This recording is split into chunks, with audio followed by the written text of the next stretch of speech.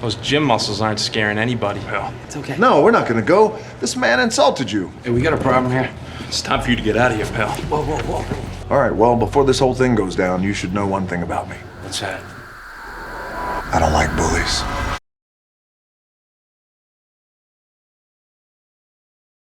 We are in the year 1996 in the boys' locker room at Central High School. While everyone's celebrating the school's star athlete Calvin in the gymnasium, the chubby boy Robbie is having his own private moment, dancing joyfully in the shower. Little does he know, a group of bullies led by Trevor is watching his carefree performance with cruel intentions. Why doesn't he just shower at home like a normal person?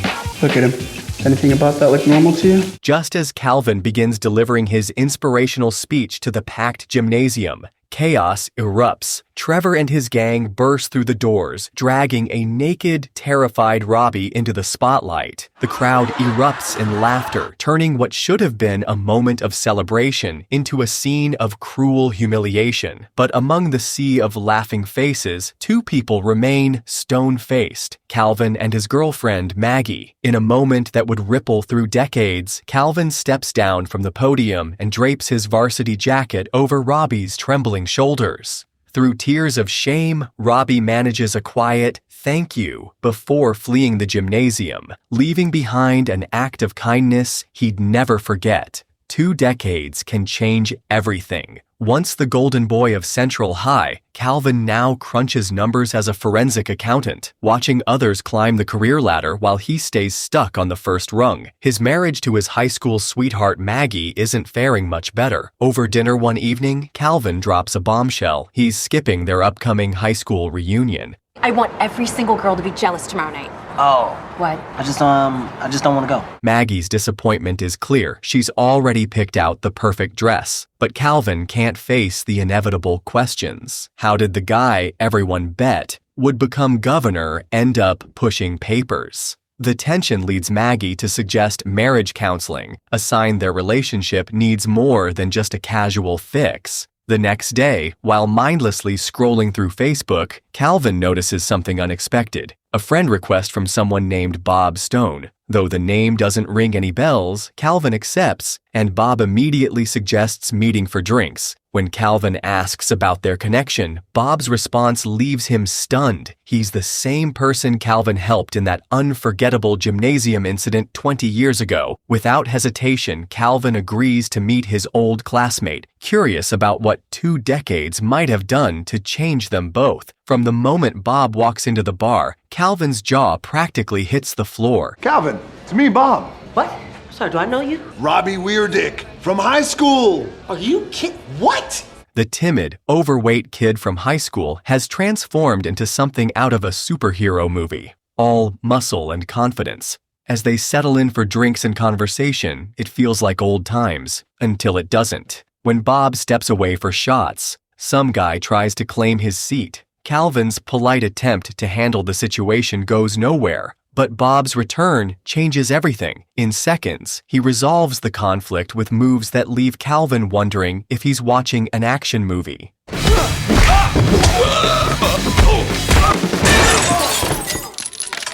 The night takes them to their old high school, where Bob suggests a motorcycle ride down memory lane. While Calvin walks the halls reliving his glory days, Bob's mood turns somber. He confesses something that breaks Calvin's heart. Since that humiliating day in the gym, he's never let another person see him undressed. Their walk leads them to a display case that might as well be Calvin's personal shrine, packed with trophies, photos, and certificates from his golden years. But instead of pride, Calvin's face shows something else. All these symbols of past glory just remind him how far he's fallen from everyone's expectations. After their nostalgic night out, Calvin heads home thinking that's the end of their reunion. But Bob has other plans. He smoothly talks his way into Calvin's house, claiming he needs help with some payroll issues. Before Calvin knows it, they're diving into mysterious online auctions worth millions, with some pretty sketchy bidders in the mix. Bob makes himself at home for the night, crashing on the couch. Morning brings a surprise visitor, a CIA agent named Harris, who drops a bombshell. Bob isn't just some fitness transformation success story. He's a wanted man accused of murder and treason.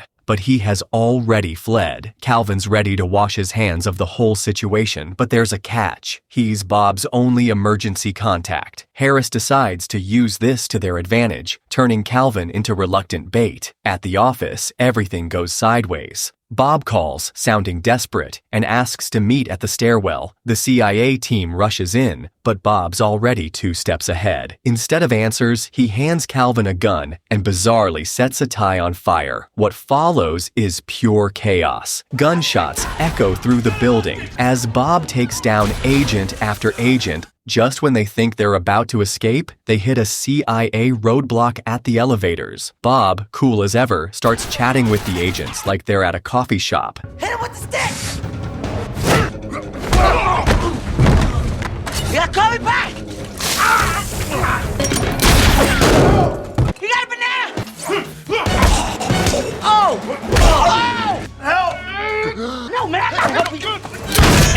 Then he crashes through a window, grabbing Calvin on the way down. Their landing pad? An inflatable gorilla sitting in the parking lot. Talk about making an exit. Bob finally comes clean with Calvin. 3 weeks ago, someone called the Black Badger stole vital satellite codes and plans to sell them to the highest bidder. But Calvin's too freaked out to listen, insisting he wants no part of this spy game. That's when Bob shares the painful truth. He and his partner Phil were close to catching the Black Badger when tragedy struck. Phil got trapped in an elevator with a bomb and died. Bob not only lost his partner, but got blamed for his death. Despite feeling sympathy for Bob's loss, Calvin begs to be let out of this mess. Bob delivers more bad news. Officer Harris probably has Calvin's house under constant surveillance. Like it or not, he's already knee-deep in this mission. Their heart-to-heart gets cut short when a bounty hunter crashes the party.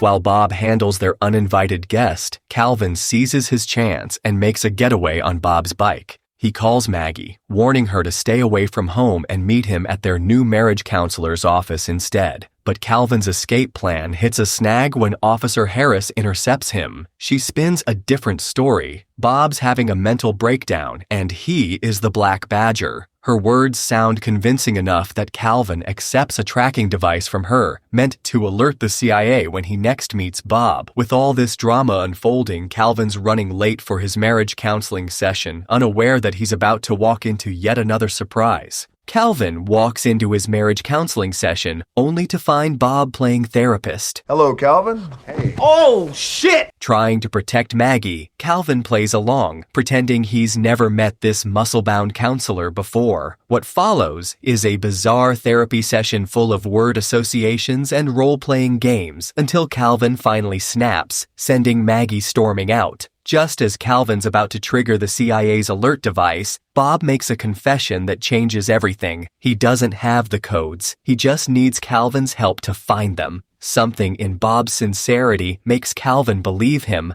leading them to an unlikely source. Trevor, the same bully who humiliated Bob 20 years ago. Trevor provides the transaction information they need, initially playing nice and even apologizing for his past cruelty. But old habits die hard, and soon his true colors show through another mean-spirited prank. Robert, what I did to you at that rally, something that I've regretted every single day. I mean, bullying is a national crisis. I just want to say how truly sorry I am for what I did. I wasn't expecting this at all.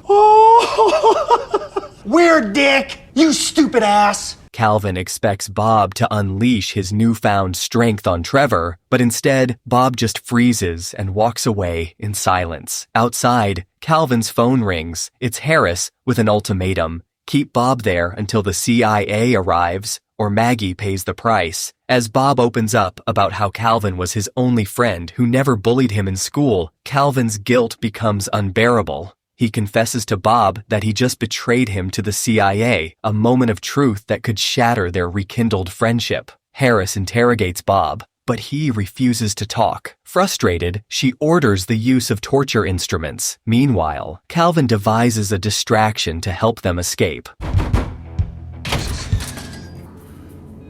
The hell? Get your hands off! Give me a key card!